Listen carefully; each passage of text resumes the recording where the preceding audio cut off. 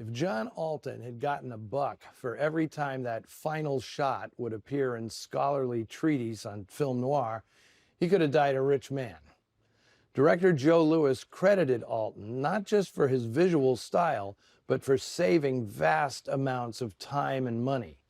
For example, Lewis wanted to shoot the ending at an actual airport, but Alton said he could do it more conveniently on a soundstage, using nothing but black velvet, a fog machine, and a rotating light to simulate a control tower. That's it. There's nothing else even remotely suggesting an airport. Conti is given a line about the pilot not showing up, which is inserted to explain why there is no airplane in a scene that clearly called for one. The result is a signature John Alton scene, in which Susan Lowell turns the tables on Mr. Brown through inspired use of single-source lighting, Alton's cinematic specialty. Gene Wallace did a convincing job enacting Susan's loopy, doped-up state, and sad to say, she was drawing on personal experience. In 1946, while married to Francho Tone, she'd attempted suicide by swallowing sleeping pills. And when that didn't work, she gave it another go in 1949, shoving a kitchen knife into her stomach. Fortunately, she survived, and in 1951, she eventually found an answer to her anguish: Cornel Wilde. He obviously had no trouble relating to Lieutenant Diamond's savior complex, as Wilde had rescued Wallace's deteriorating life and career. She became a partner in Theodora Productions, and together they made a long run of films as co-producers and co-stars. Which brings me to one of the most notorious moments in The Big Combo. As the producer, Cornel Wilde was usually on the set, even for scenes he wasn't in. Well, Joe Lewis made sure he was somewhere else when this scene was shot. He instructed Conti to lower himself out of the frame behind Wallace and for her to essentially make like Hedy Lamarr in Ecstasy.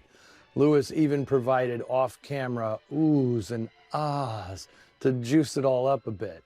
When Wilde saw the rushes, he was furious, claiming the scene was degrading to his wife. Well, if he was truly outraged, he could have faded out a little sooner. After all, as the producer, he had final cut, not Joe Lewis.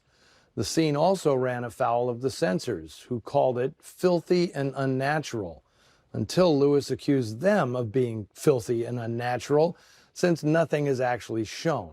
Whatever they imagined, Lewis told the PCA, was in their own filthy minds.